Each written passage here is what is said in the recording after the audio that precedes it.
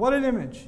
And at the end of it all, now the Prophet ﷺ was told, is he going to be able to get the majority or the minority? What was he told? Minority. And now he's being told the majority is so bad, they are so hopeless. وَسَوَاءٌ عَلَيْهِمْ أَأَنذَرْتَهُمْ أَمْ لَمْ تُنذِرْهُمْ لَا يُؤْمِنُونَ. It is the same, it won't even matter whether you warn them or not, they're just not going to believe. Ya Allah, you just told me to warn them, and now you say it doesn't even matter if you warn them or not. Yes, a huge population among them, it don't even matter. So if this was a crowd this big the Prophet was talking to, sallallahu alaihi wasallam, the vast majority of them, collars on their necks. The vast majority of them won't pay attention to anything. And he still has to do it. Why though?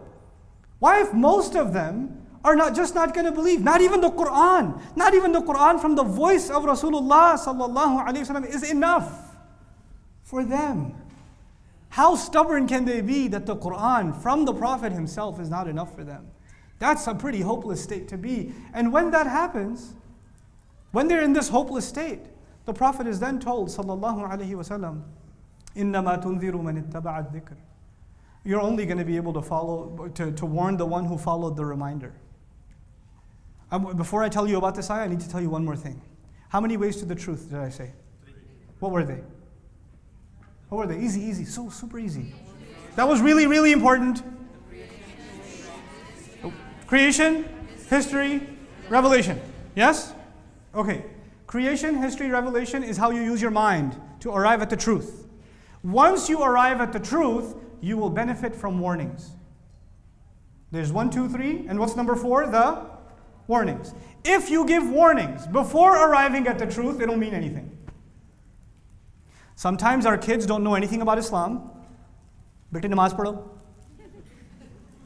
Why should I pray, mom? Allah will be very angry, but I will be even more angry. You love giving warnings, but you don't actually explain the truth first. You know what happens when you do that? People run away. Warnings are for those who can actually benefit from the truth first. Now what are the ways to the truth? The world around you, history, and revelation. Yes? Then the warning. See when the warning came? The warning is now, now Allah is saying, when those 3 roads are blocked, doesn't matter how much you warn. They're just not going to believe. It's not going to matter. Doesn't that affect the way you talk to people about Islam? Shouldn't it be that we should emphasize right now the proper ways of thinking instead of just warning? And if you do want to warn people, what should you start with? The right way of thinking. Make them reflect on history. Make people reflect on revelation. Make people think about the world around them. And then give them a warning. I would argue that most Muslims today didn't have a formal or even a decent, halfway decent education in Islam, myself included. We don't. It's just the tragic world we live in. It's not our fault. So if we don't have the right foundation, and you come along and give a 1-hour lecture about the heat of hellfire, there's going to be a problem. Because the right foundation isn't there. The prophets did not begin, alayhimu salatu wasalam, they did not begin with warnings. They didn't begin like that. This is much later on in the game. So now let's talk about this ayah. You're only going to be able to warn the one who followed the reminder. مَنِ اتَّبَعَ الذِّكْرَ. You know, when he uses the word man, someone, he's suggesting that maybe 1Z, 2Z you'll get. He doesn't, and the word man means someone who's unknown. If it was alladhi, like إِنَّمَا تُنذِرُ الَّذِي تَبَعَ الذِّكْرَ, then it would have been a known person. But man means an unknown person. In other words, the Prophet is talking to a large crowd, sallallahu alaihi wasallam, and there's somebody in there. He doesn't even know who it is. And they start following what he's saying, and they're thinking about it. Now there's a difference between following the reminder and following the command. When you follow a command like prayer, you can see me praying. You could say, this person's following a command of Allah, yes? But when someone's sitting there following along what you're saying, can you tell what's going on in their head or no? The Prophet, no, I can't tell. I mean, some of you just do this because you're staying awake. Or you get really nervous, you think I'm looking at you because you have paranoia. You know? That's happened a lot. Like I was talking to that guy and this guy gets really scared because he thinks I'm looking at him. And you know, it happens. But I don't know what's going on in your head. Maybe you're thinking, oh my God, did I leave the stove open? Or you think, did I lock the car? You know? Or some people think, what time does the game come on? Or there's different things going on in your head. I don't know.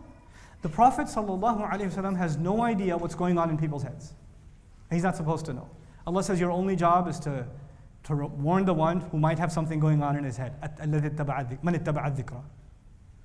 Look at the perfection of Allah's words. وَخَشِيَ الرَّحْمَنِ And he was afraid of Ar-Rahman, bil-ghayb, in the unseen. He was afraid of Ar-Rahman in the unseen. Of course Ar-Rahman is in the unseen. So what does that mean in the unseen? Actually, it means that he doesn't show his fear of Allah, of Ar-Rahman, publicly. He shows it where? Privately, which means you still won't know who he is, because even when he does fear Allah, it's in the private. The Prophet ﷺ will have no idea that someone in the audience is becoming Muslim. No clue. He just has to trust Allah. And now, think about the psychological impact of this. He's talking to a vast majority crowd that is aggressive against him. And somewhere in there, by his conviction, Allah has told him, someone in there is listening to you. And they've accepted, even though the whole crowd is against you. So you take that one person, فَبَشِّرْهُ بِمَغْفِرَةٍ وَأَجْرٍ كَرِيمٍ Congratulate that one person of forgiveness. And congratulate them of noble compensation. You know, it's so incredible that Allah Azza wa Jal in this ayah, what He said, the first thing He offered is forgiveness. You know why? Because if you're one of those people and you listen to the Prophet ﷺ, have you lived a good life or a life of sin before? You've lived a life of sin before. So as soon as you hear the truth, you start feeling guilty. And you feel like, man, I've made so many mistakes in my life. I wasted my whole life. What have I done? This even happens to Muslims. Muslims nowadays, sometimes somebody sends somebody a YouTube video, they watch it and go, oh my God, I'm so messed up. I need to make changes in my life. What have I done? And this guilt overtakes you, doesn't it? And as soon as that happens, the Prophet is told to that crowd, to the one who does listen, I'm congratulating you. Forgiveness is yours. You get forgiveness. That's the first thing this person needs. It's done. It's in the past. Now you need to think ahead. But then the next problem comes. If I do move ahead, look at what's happening to this prophet. Everybody makes fun of him. Everybody calls him a liar. Everybody calls him insane. The whole crowd is mad at him. If I follow him, what's going to happen to me?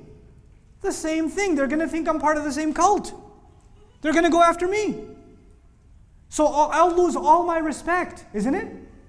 Like that prophet used to be a respectable man until he became a prophet and claimed to be a messenger. Now nobody respects him. So if I follow him, if they didn't spare him, who was the nicest man in the entire city, how are they going to spare me? The genius of the Quran. Congratulate him of forgiveness, which I already explained, and congratulate him of noble compensation, respectful compensation. Ajrin kareem. Why? Because now you shouldn't be looking for respect with people. Now you only have to be looking for respect with Allah.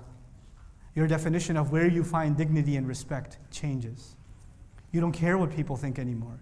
You're your own man now. You're your own woman now. The only dignity you want is from Allah. It freed you up from peer pressure. This one statement, you know what it did? You should have hope and you should not be afraid of people anymore. That's maghfiratin wa ajrin kareem. It's so beautiful. That's what this person needs more than anything else. فَبَشِّرْهُ بِمَغْفِرَةٍ وَأَجْرٍ كَرِيمٍ. We're almost done. One last ayah. إِنَّا نَحْنُ نُحْيِي الْمَوْتَى. No doubt about it. We're the ones who give life to the dead. Oh my God, what is that doing here? This entire conversation was not about life after death. This conversation was about warning most of the people who will never listen. How the Quran is so perfect, but that doesn't even matter. Very, very few, maybe one guy might listen. Isn't that the conversation? And all of a sudden, in the concluding commentary, we give life to the dead. Why? The first obvious answer that some commentators have given is that, of course, the warning is about life after death. So let's just culminate this passage with the warning itself. We're going to give life to the dead no matter what. Here's the warning itself. But I go a step further. I was telling you that the Quraysh, they've been warned.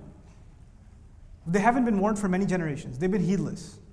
مَا أُنذِرَ آبَاؤُهُمْ فَهُمْ غَافِلُونَ. That's established. You could even argue some of them their hearts are dead. Isn't it? And no matter how much the Prophet preaches to them, sallallahu alaihi wasallam, it doesn't seem to make any difference. Every day he talks to them, doesn't make any difference. But Allah tells him, I give life to the dead. Don't give up on people. It's not your job to bring them back to life, to bring them back to faith. That's mine. Your job is just to warn.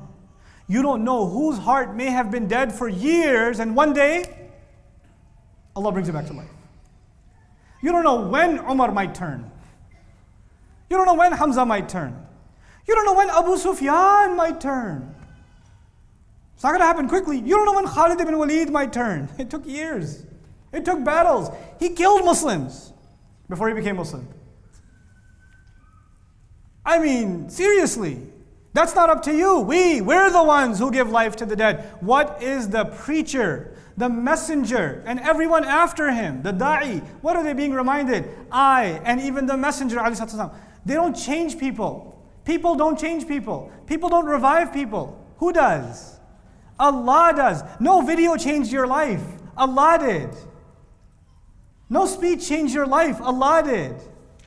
My teacher used to describe this concept with kun fayakun. He used to say a khatib, a speaker, a alim is giving a talk. Words are coming out of his mouth. They're going into people's ears. Everybody's hearing the same exact words. But for one of those people, Allah says kun.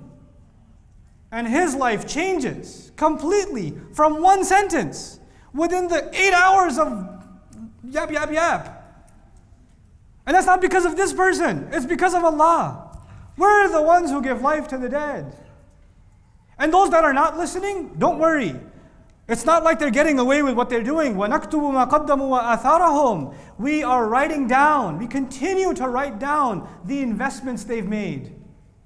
Everything you do is an investment into the future. Every time you do something bad, it is going into your future. وَآثَارَهُم. And the ruins they leave behind, the traces they leave behind. You know what this ayah is about? This ayah is about every day we are making history. The Quraysh are making history, they don't even know.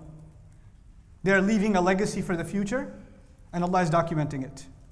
And every day they are leaving a ruin wake behind them, a trail of ruin behind them, that other people will learn from.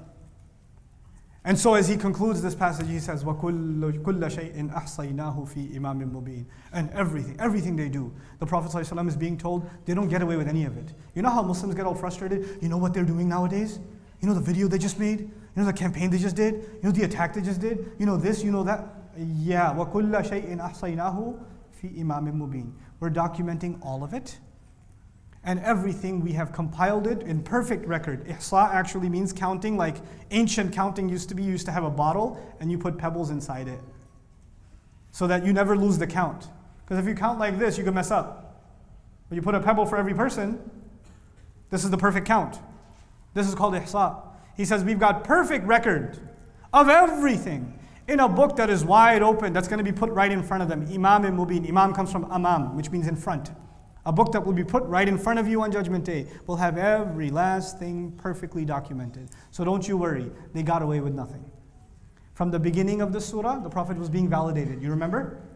The Prophet was being validated. By the end of this first passage, in this first section, of how many sections? 6 sections. Alhamdulillah, the first and the longest one is done. Alhamdulillah. By the end of it, the Prophet ﷺ is being given consolation that their crimes are not going to go forgotten. They are recorded. They are being recorded. Barakallahu li wa lakum. Let's take a good, I'll make it 12 minutes. I'll be nice.